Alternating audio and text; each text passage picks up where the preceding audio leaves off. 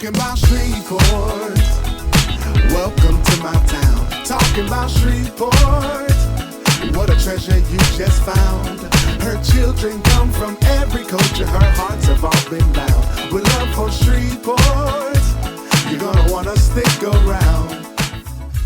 Hello, I'm Shreveport Mayor Tom Arceneaux. Welcome to this year's State of the City address.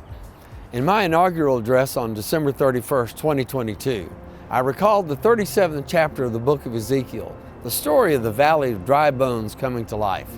That has been the theme of the administration ever since. God takes Ezekiel to a valley full of dry bones, scattered on the ground. He tells Ezekiel to prophesy over the bones. When Ezekiel obeys God, the bones come together, and tendons and sinew come upon them, but there is no breath. God then tells Ezekiel to prophesy to the breath to enter the bodies. Ezekiel prophesies to the breath, and it enters the bodies, forming an exceedingly large army. You are the bones that can become an exceedingly large army to move Shreveport forward. This is my report to you, the citizens of Shreveport, the backbone of the city. I am pleased to report that despite a challenging financial year in 2024, the city is in good condition financially. Due to the cooperation between the administration and the City Council, the city ended 2024 with a general operating reserve estimated to be $29 million. The operating budget for 2025 is close to being balanced on a fiscal year basis, with an estimated general operating reserve at the end of 2024 of $21.2 million. Most importantly, with the cooperation of the City Council, the 2025 budget preserved a budgeted operating reserve of 8% of the operating budget. That is a hallmark that I do not believe we should fall below, and we are committed to bond rating agencies and our financial advisors that we would maintain that level of operating reserve. Our experience in 2024 highlights the wisdom of an 8% operating reserve. As you know, based primarily on the rate of inflation, the original 2024 budget assumed and appropriated sales tax revenues forecast at a 3.5% increase. Throughout most of 2024, sales tax revenues did not meet that projection. Things got better in the final 3 months of the year, but overall 2024 sales taxes were about the same as in 2023. That resulted in a revenue shortfall in 2024. Recognizing the issue as it evolved, we were able to pivot and make spending adjustments and budget amendments during 2024. We also used flat sales tax revenues for the 2025 budget. Should the increases from the last quarter of 2024 continue, we will be able to add back to the 2025 budget items that we omitted in the original budget due to a lack of anticipated revenues. As you know, we were able to enjoy the benefits of American Rescue Plan funds in 2024. We exhausted ARP funds in 2024. As a result, the 2025 budget required extensive priority setting to maintain the city's good financial condition. The reported unemployment rate for Shreveport as of December 2024 was 4.1%. The current rate is still good, but not entirely satisfactory. The unemployment rate does not account for underemployment, which we believe is still significant. We all must continue our efforts to increase local business and add well-paying jobs to our economy. The most significant achievement of 2024 was the overwhelming passage of the 3 capital bond propositions on April 27th. After a spirited and effective campaign led by Renew Shreveport and the Citizens Capital Improvements Committee, appointed by me with some recommendations from the City Council, the 3 propositions authorized $256.1 million in new capital projects. Voters approved Propositions 1 and 2 with over 80% of the vote, and they approved Proposition 3 with over 78% of the vote. Most importantly, the propositions passed in every single precinct of the city. This is a mandate for the city to begin work on needed infrastructure additions and improvements. The first bonds, in the amount of $88 million, went to market successfully on November 20. The projects that will use these initial funds include upgrades to the Amos Water Treatment Plant and $28 million in other street improvements throughout the city. The construction, which will begin in 2025, will add much-needed construction jobs to the city's economy. Fighting crime occupied significant time and effort in 2024. Overall violent crime decreased in the city, led by a significant reduction in the number of homicides for the year compared to 2023. Homicides dropped from 80 in 2023 to 52 in 2024. One homicide, however, is too many. Due to cooperation, technology, and effective policing, we all combined to produce a better result in 2024 than in 2023. Shootings decreased from 318 in 2023 to 283 in 2024, and burglaries decreased from 1,592 to 1,235. These decreases are all good news. SPD's recruiting efforts paid off in 2024. Reversing the trend, SPD had a net increase of 6 officers in 2024. That is more good news for law enforcement in Shreveport. During 2024, the condition of the remaining occupied portion of SPD headquarters at 1234 Texas Avenue became intolerable. While awaiting design of the new headquarters to be built on the same site, the city determined to move the remaining occupants of the building to better quarters even before the time to vacate for the construction of the new headquarters building. The city worked diligently to locate alternative space, both until the location of permanent substations and the completion of the new headquarters building. Together, the city procured or identified 5 temporary locations for police personnel who currently work at headquarters. The relocations have already begun, and most of them should be complete in the second quarter of 2025. During 2024, the city contracted with the architect for the new police headquarters, funded by bonds passed by you, the Shreveport voters, in 2021. The city anticipates construction of the headquarters to begin in 2025, and the remaining bonds approved in 2021 will be sold in the first third of 2025. Multifamily property standards violations and the attendant consequences to the tenants and the city occupied much attention in 2024. The owners of at least 6 apartment complexes essentially abandoned the complexes and their tenants during the year. They even failed to pay their utility bills, resulting in the termination of utility services, leaving tenants in distress and utility vendors, including the city water department, without payment. In addition to property standards citations and cleanup efforts, the city's community development department worked around the clock to assist tenants in finding alternative housing. While this is not a historical city function, the department took on the task because of its commitment to the underserved. The Shreveport Fire Department had to answer numerous fire calls in the abandoned complexes, and SPD maintained patrols to evict and arrest squatters from the complexes. The city continues to explore additional remedies, enforcement mechanisms, and means of financial recovery for the violations and extraordinary measures resulting from the abandonment of the complexes. The Water and Sewer Department had a challenging year.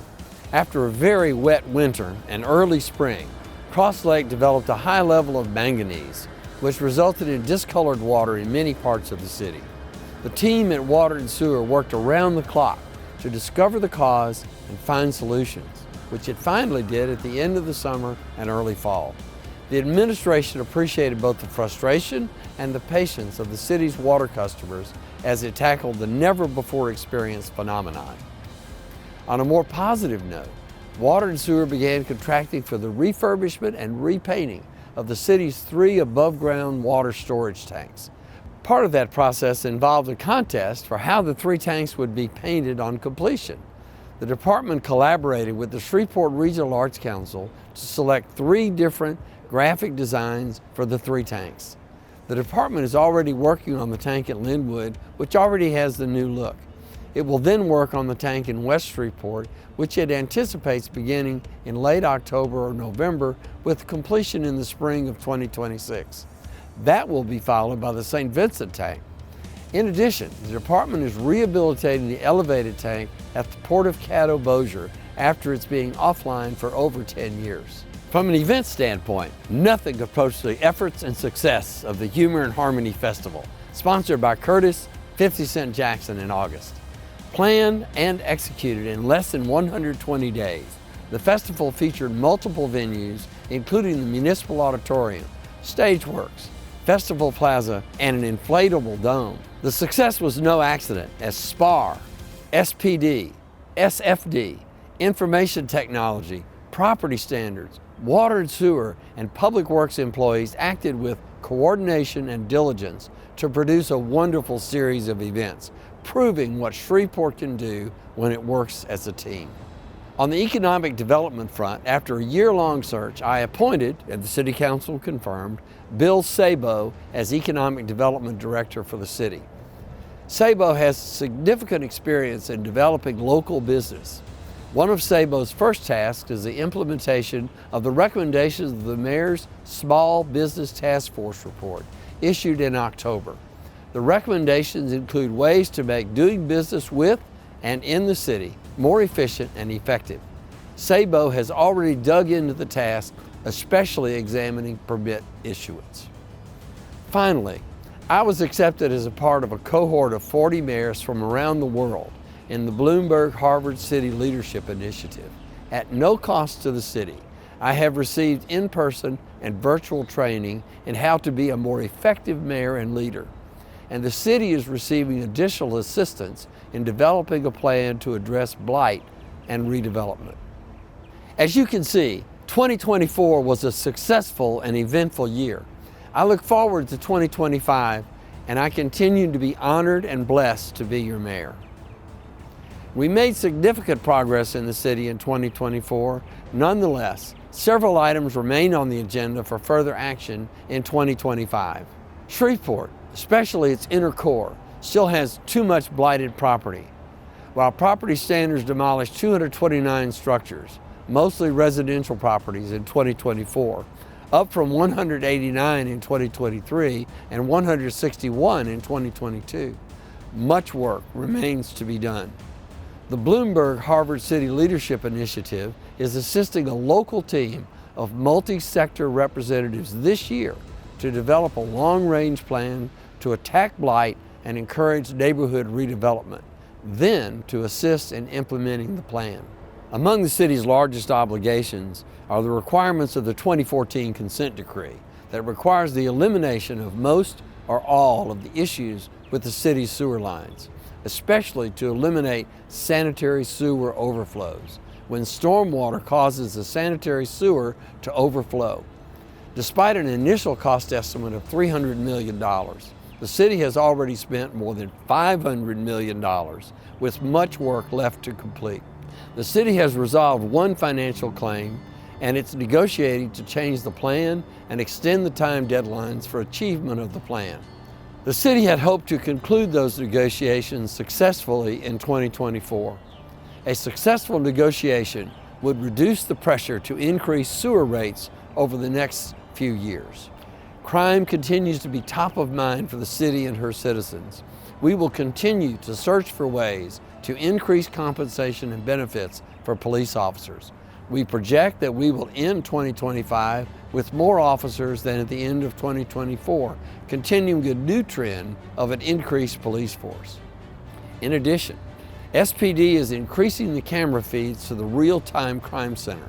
At the end of 2024, the RTCC had over 1,600 camera feeds. We anticipate exceeding 2,000 feeds in 2025.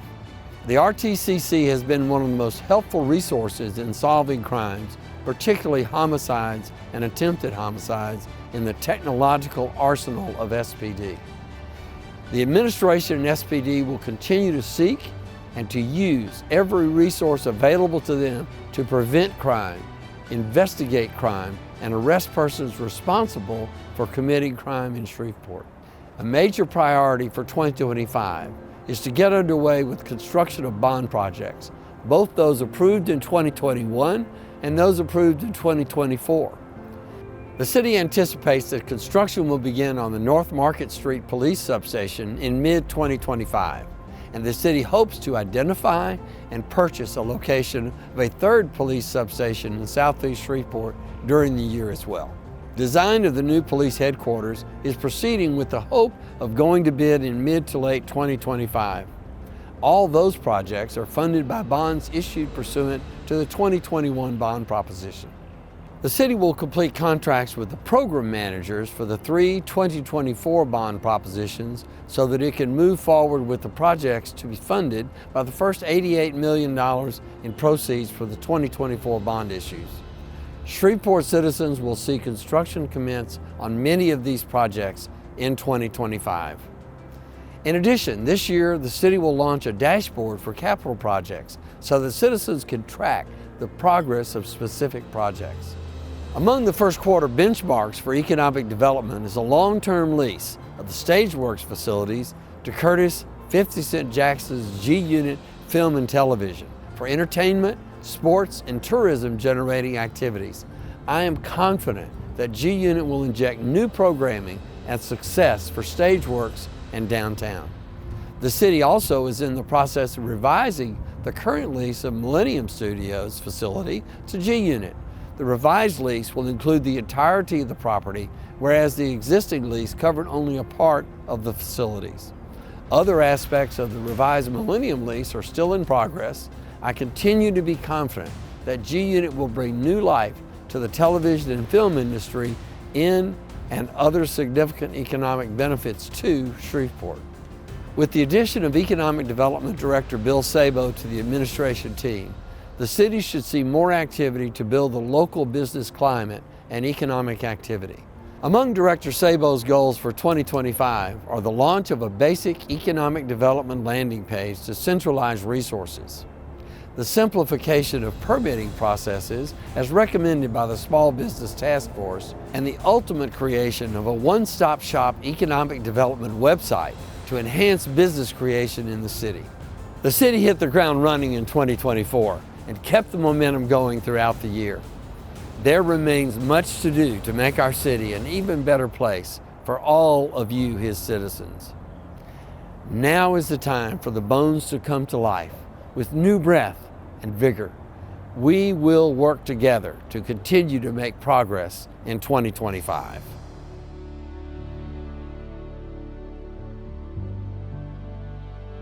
Well, ladies and gentlemen, we just heard the State of the City by Mayor Tom Arceneaux, and we're joined here now to discuss some of the high points in that speech. What a great speech, Mayor, and thank you for joining us. Thank you for having me. Public safety. That is what's on the top of everyone's mind, and it's been a focal point of your administration. What would you consider some of the key challenges you faced once you entered the mayor's office? We were running a fairly high homicide rate. In fact, in 2023, we had 80 homicides. It seemed like every night my phone was going off with one. That wasn't the case, but it felt like it. And the fortunate thing is that our closure rates on homicides is better than 70%, which is way above any kind of national average. And then last year, we reduced that number of homicides to 52. And I think the fact that we are able to solve most of the crimes indicates to people that if you do the crime, you're going to get caught by SPD. Right. I think that's an important deterrence, probably the most important deterrence that you can have in crime. As a result, all of our violent crime is down from 23 to 24, and so far down from 24 to 25. That type of leadership and that type of commitment requires a plan. And I'm curious to know, what are some of the steps that your administration has taken to really generate those results? Part of it is to retain our police officers. 2024 was a really good year because we ended the year with more officers than we started the year, which reversed a 10-year trend. So we were very fortunate to do that. We increased pay, we increased retention, we increased bonuses. All of that has to do with getting officers in the field to do the work. The second thing is technology. We now have 21 drones. We have a new Bearcat, which is an armored vehicle that we use in very dangerous situations. We have almost 2,000 camera feeds into our real-time crime center so that we can observe what's going on virtually all over the city. And our police officers are making terrific use of that technology to bring people to justice and from time to time to prevent crime. Now, if we talk a little bit about what we want to do with economic development, I mean, you've taken that by the reins, great hire with Bill Sabo, and I want to know some of your outlook for the rest of this year and into 2026. Where are we headed from an economic development standpoint? The main charge that I gave to Mr. Sabo was to develop local businesses, because people that already live in Shreveport already are here for a variety of reasons, and we want to keep them here. We want to make them prosperous here. So one of the first things we did was for him to take the recommendations of a small business task force that I appointed in 2023 and that gave its report in October of 2024. And there were 10 things that they suggested that we do. Mr. Sabo's job is to go through all those 10 and to implement the recommendations that were made, and he's already doing that on the permit end and ultimately the goal is to have a one-stop shop kind of an approach where people can go and get all their information, do their permit applications, do all the things that you deal with in the city to make sure that it's easy to do business at Shreveport, it's easy to do business with Shreveport, so that we can grow our local businesses. So as we develop that ecosystem, that small business ecosystem, and prepare it for growth, the most critical gateway we have into our community is our airport. I've noticed some work out there at Shreveport Regional, and I'm curious, what's going on there? Where are we, and how are we working outside of our silos amongst economic development and the Shreveport Airport Authority? How are we working together to grow that gateway, that entryway into our city? Our airport director, Larry Blackwell, when Larry came, this was his dream job, and he has approached it like a dream job. He just is converting the airport to a much nicer facility. We've got new gateways. We have new furniture that's going into the airport. We're adding 350 parking spaces, which are sorely needed. And you know, that's a really great problem to have. When you have insufficient parking for your airport, it means you have larger and larger traffic going through your airport. So he's been working very hard to make it an attractive airport and also an effective airport. Well, Mayor, as you know, I have 2 small children, and even though Shreveport is home, we like to get out, see the world. Amtrak. Where are we on the Amtrak project? Well, you know, Amtrak is a fast-moving train that inches along. Yeah. And so what we're doing is I've been working very hard with Friday Ellis, the mayor of Monroe, Absolutely. and Ronnie Walker, the mayor of Ruston, to bring Amtrak passenger rail service from Meridian, Mississippi, through Jackson, Mississippi, through Vicksburg, Mississippi, to Monroe, Ruston, Shreveport, and beyond, so that eventually I'm hopeful that by 2030 people will be riding on passenger trains from Atlanta to Dallas.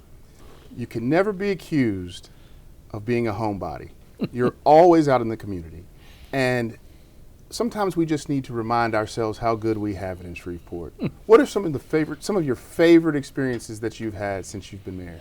You know, I like to go where I'm invited, and I get invited to lots of places. So I go to fraternity and sorority events. I go to churches. I go to dinners.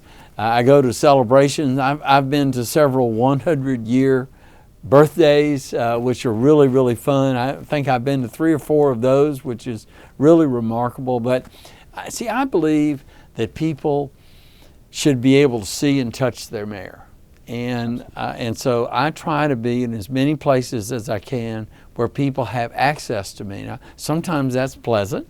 Sometimes, not very often, it's unpleasant. I can imagine. But they still have the opportunity to see me and talk to me. They don't have to pay for access to their mayor. And I think that that's important. And it's important for people to know that all of their events are important to me. And I'll tell you, my secret weapon is the First Lady, because she is just so amiable and she loves people so much that when we go someplace, and she's been with me. The next time I go there, they don't want to know about me. They want to know, where's the First Lady?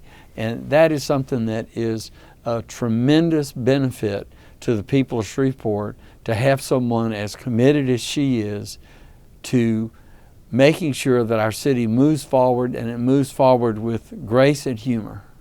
You know, you did a lot of discussion during your campaign about cleaning up the city and strengthening that gateway into the city, and really just eliminating blight throughout the city.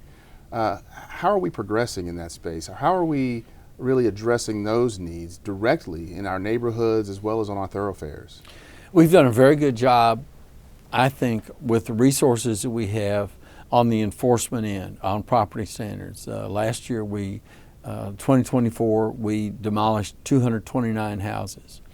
What we now need to work on is, how do we replace that housing stock? How do we reinvigorate older neighborhoods? How do we entice people to move from the outskirts or from even outside of Shreveport into the inner city, where they can enjoy being close to downtown, being close to restaurants, being close to all the facilities and infrastructure that we have. And we have a group that are working on that. We're part of the Harvard Bloomberg City Leadership Initiative. And as a result of that, we will have a plan later on this year, a full plan to relieve blight and to move forward with reinvigoration of our inner city neighborhoods. Well, speaking of reinvigoration, let's talk about the look ahead. Looking into 2026 and even farther, right, as mayor, what do you see? What is your vision moving forward, and what are some of these crown jewel projects that you'd like to see all the way through to completion? I think the goal is to have prosperity spread throughout our community. And what that means is bringing older neighborhoods up as well as enhancing newer neighborhoods. What we want to do is to make this a place where people want to live and want to work, want to play, want to raise their families. And all of the things that we're doing are trying to enhance those goals and those realities. So in 5 years, I expect that we will have done all the capital projects that the voters approved in 2024, and that will result in greater economic prosperity, but also laying the foundation for even greater economic prosperity, to attract new business, to grow business from within, so that all of us are better. You know, they say a rising tide lifts all boats. So we want to make sure that we have a rising tide and that everybody has a chance to be in a boat. Well, Mayor, the state of the city seems strong. So thank you for your continued leadership, and thank you for your collaboration with the City Council to move our community forward. It's my pleasure. It's a great honor and privilege to be the mayor of the city of Shreveport, and I thank the citizens of Shreveport for that opportunity. Thank you so much. We're talking about Shreveport. Welcome to my town. Talking about Shreveport. What a treasure you just found. Her children come from every culture. Her hearts have all been bound with love for Shreveport. You're gonna wanna stick around.